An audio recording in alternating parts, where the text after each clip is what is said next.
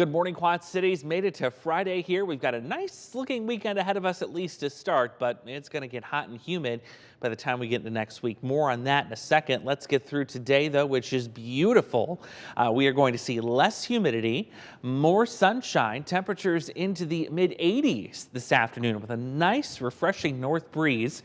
Tonight, a few clouds around at times, still cool. We'll drop to the upper 50s, but tomorrow will feature more clouds in the afternoon, a touch more humidity, and we're also going to see some widely scattered showers and thunderstorms. Those are on track to arrive in the afternoon. You see them bubbling up here on the Illinois side of the Mississippi River. This is 1 o'clock, so a couple of those through the early evening.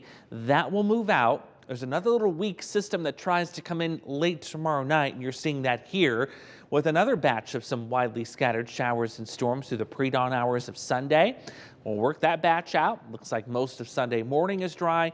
Then in the afternoon, we'll bubble up a couple more widespread showers and storms. But again, the rule for the rain this weekend is that more of you will stay dry versus get wet. That is some good news if you've got some outdoor plans. Summer surge of heat is absolutely on track for next week. These are the forecast models that I look at to make the temperature forecast. I'm giving you both the European model and the American model. European is in dark red and the American is in orange. Notice the fairly good agreement that, yeah, we're going to hit the 90s next week, but more so, we're going to get into the upper 90s, potentially eclipse the century mark as we get into late next week. So that record high of 102 on Friday could very much be in jeopardy. And don't forget, these numbers do not include the humidity. These are temperature forecasts.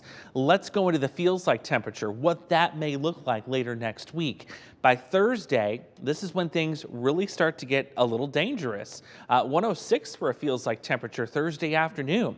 As we go into Friday, even worse, 110 is what it could potentially feel like here in the Quad Cities. And into Saturday, not much better, still around 100. So bottom line, if you're going to be participating in anything outdoors, especially the second half of next week, make sure you're taking caution, staying hydrated, taking breaks in the shade, lightweight, light-colored, loose-fitting clothing. We're going to be talking more about those heat safety tips as we go throughout next week. And unfortunately, there's not much chance for rain either. It's a very dry pattern.